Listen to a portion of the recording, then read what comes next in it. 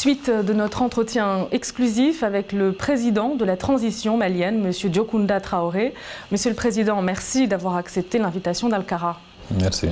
Alors sur le front des combats, la guerre se poursuit au nord. Est-ce que vous pouvez nous clarifier la situation à Kidal, où les forces françaises sont aux côtés des forces tchadiennes? Qui contrôle Kidal à l'heure où nous parlons? Le MNLA, le MIA, le mouvement islamique de l'Azawad? Bon, qui contrôle Kidal, je n'utiliserai pas ce mot contrôler. Qui est à Kidal? Parce qu'il y a beaucoup de gens qui sont à Kidal.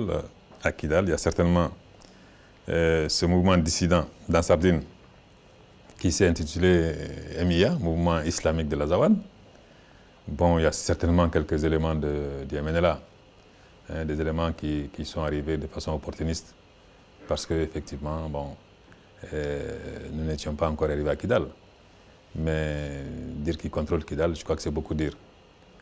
Simplement, bon, l'armée française est venue, elle a continué sur le nord, sur Agalok et Tessalit, avec les contingents tchadiens. L'armée malienne, suivant son plan d'opération, ne devait pas arriver à Kidal avant le 25 ou le 26 février. Donc, nous suivons un plan qui est en train de se dérouler normalement. Et le fait que l'armée malienne ne soit pas encore à Kidal ne signifie pas qu'elle n'y viendra pas. Elle y sera au moment que nous avions décidé. Et ça n'a rien à voir avec les déclarations fantaisistes du MNLA qui dit occuper Kidal et qui dit ne pas vouloir que l'armée malienne soit là, de même que les armées de la CEDEAO. Ça, c'est de la provocation, je pense que c'est pas important. Donc vous annoncez le retour de l'autorité, de l'État malien à Kidal pour bientôt? Mais j'annonce le retour de l'État malien partout sur le territoire malien. Kidal n'est pas une enclave au Mali. Donc l'État malien fera son retour à Kidal très bientôt? Il fera son retour sur l'ensemble du territoire malien. Kidal fait partie du Mali. Alors, vous avez évoqué le cas du MNLA. Est-ce que les pourparlers sont prévus très bientôt avec le MNLA? Je ne sais pas si c'est très bientôt ou si c'est un peu plus tard. De toute façon, ce que nous disons, nous, c'est que nous sommes toujours ouverts au dialogue. Mais nous sommes ouverts au dialogue avec ceux qui respectent l'intégrité territoriale du Mali et qui renoncent à parler de charia. Parce que nous sommes une république une et indivisible et nous sommes un pays laïque. Et ça, ce sont des préalables au dialogue. Une fois que cela est acquis, nous sommes ouverts au dialogue avec les Maliens.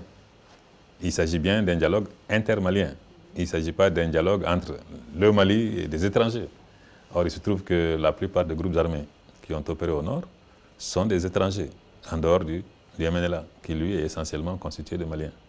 Donc, bon, le seul groupe qui pourrait être éligible au dialogue actuellement, c'est le MNLA.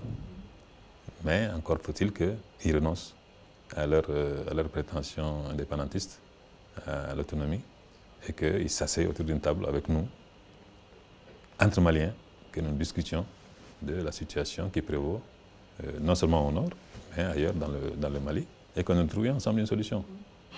Aminaka, un responsable et 3 membres du MNLA ont été arrêtés. Quel sort vous leur réservez? Ben, le sort que la justice décidera pour eux. Je pense que de toute façon, ils sont en train d'être entendus, d'être interrogés. Nous verrons ce qui se passe autour d'eux et ce qu'ils ont fait. Moi, je ne peux pas présager de ce que nous allons faire d'eux. Les Touaregs nient toute responsabilité dans les événements d'Aguelok qui se sont déroulés en janvier 2012. Plusieurs dizaines de soldats maliens ont été exécutés froidement dans cette ville.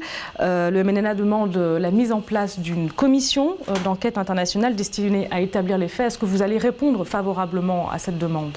Je crois que les gens devraient éviter de s'en tenir uniquement aux déclarations du MNLA ou d'un autre groupe armé. De toute façon, je pense qu'il y a eu des images qui ont été diffusées à travers le monde entier. Tout le monde a vu ce qui s'est passé à Aguelok. Donc je pense que ce n'est pas une déclaration du MNLA qui peut nier tout cela. Des images sont là, elles existent. Tout le monde les a vues. Donc vous dites non à l'installation de cette commission d'enquête? Ah non, je ne dis pas non à l'installation de cette commission d'enquête. De toute façon, nous, au Mali, nous sommes un pays de droit. Hein. Et plus le droit sera dit, mieux ça vaudra pour nous. Nous sommes convaincus que, bon, en tout cas, les groupes armés qui ont agressé ce pays sont responsables de ce qui s'est passé à Galop. Et ce serait bien que le monde entier le sache et que vraiment on arrête de spéculer sur des déclarations improbables du MNLA. Vous avez annoncé une commission dialogue et réconciliation. Cette commission peut être installée sans la participation du MNLA? Cette commission sera installée avec la participation des populations du Nord, des représentants des populations du Nord. Vous savez, MNLA, etc. Nous ne pensons pas que les MNLA représentent le Nord, les populations du Nord. Nous ne pensons pas non plus que les MNLA représentent les Touaregs. Donc, dans la commission, le Nord sera représenté, toutes les communautés du Nord seront représentées, y compris les Touaregs, les Peuls, les Sonrailles, etc. Mais nous ne prenons pas un groupe spécifique